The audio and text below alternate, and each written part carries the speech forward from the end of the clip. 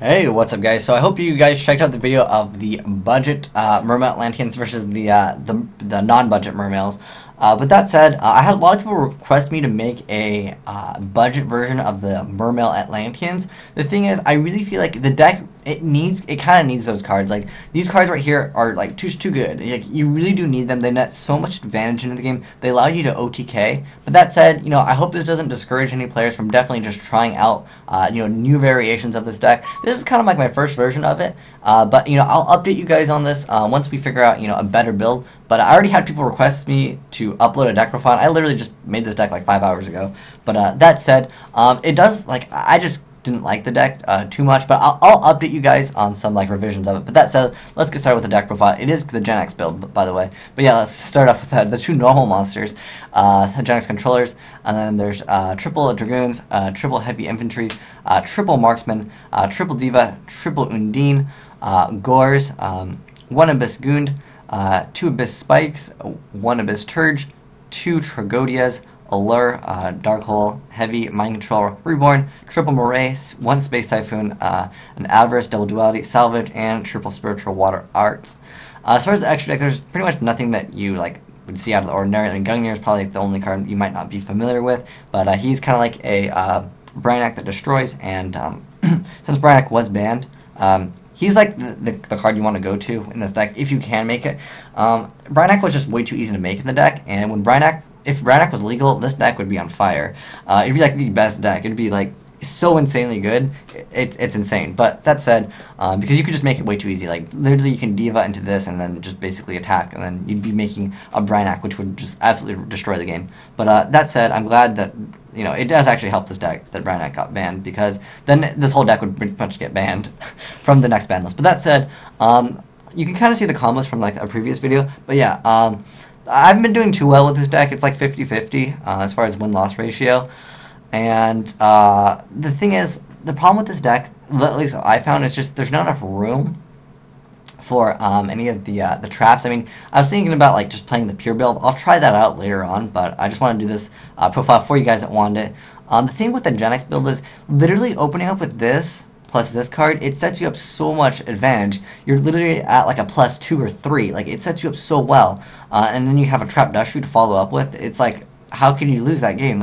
Literally when this goes off, your opponent either basically loses the game, which happened multiple times, or basically sometimes you'll draw these drawing this card late game, or if you draw multiple of these, which happened once, I drew multiple of these and it's oh, it's cool, I basically lose, unless you have Allure of Darkness, which is why I play Allure. I mean, technically, yes, there's very few targets, but the thing is, this is the Gen X build, so basically you Moray of Greed, you Pot of Duality, you try to get to Undine as fast as you possibly can. A first turn ideal play is basically summon Undine. If they have nothing on the field, you just send Dragoon to the grave, add a Diva, and then you set the Spiritual Water. That's the optimal play, and Allure just helps you kind of have consistency with getting this, because sometimes you'll have this, but then you just don't have the Spiritual Water art, because this guy at 1200, he doesn't protect himself. He always just sits there and he just dies, and that's why I like Tragodia, because you usually end up with 7 cards in your hand. You'll have Undine on the field, 7 cards in hand, if you don't have this set. So sometimes I've noticed I've been setting some of the cards Moray of Greed and stuff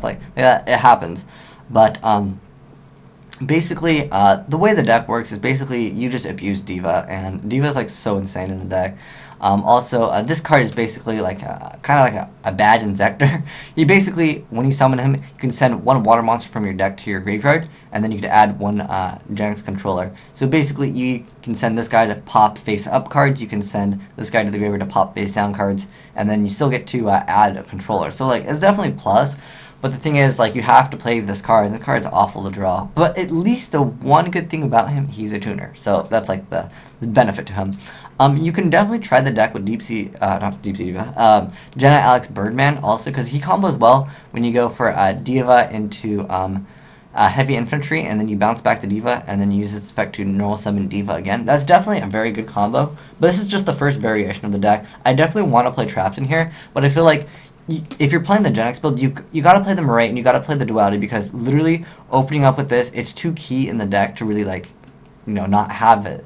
At least in the Gen X build. I'll try some other builds, and I think that those might be more successful. But for now, guys, you guys can basically check out this deck profile, kind of tweak it out, and then if you would like to modify this deck, and you found like maybe a better like version, or you notice like there should be some cards that I'm not playing, keep in mind this is for the budget, because I know that these cards are amazing, but I had requests to make a budget Mermail deck, and the thing is, yeah, we can't put any of these in. I mean, I think these are the only cards that we can't put in. Anything else, I think it's all common and rare, so I think we'll be good from that.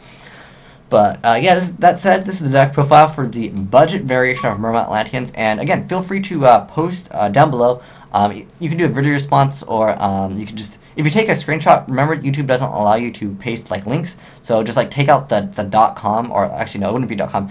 Just upload it as a JPEG, and then like upload to Imgur. Or if you click over in the top right corner here, actually I'll show you this real quick. So if you click on the top right corner, it'll like open it up. It'll just take a second. We'll just let it chill for a second, and it will upload to Imgur, and then you'll hopefully see it in just a second. Come on, you can do it. Oh, it doesn't want to do it. Should we try it again? Okay. Well, it looks like that function is not working at the moment, but if you see in the top right corner of the search, there's a little camera button. You click on it, and it'll upload the picture, and then it'll give you a link, so you can post that link in the bottom, but make sure you take out all like the dots, because I like to see if you guys can possibly make budget Mermail Atlanteans, because I think it might be possible.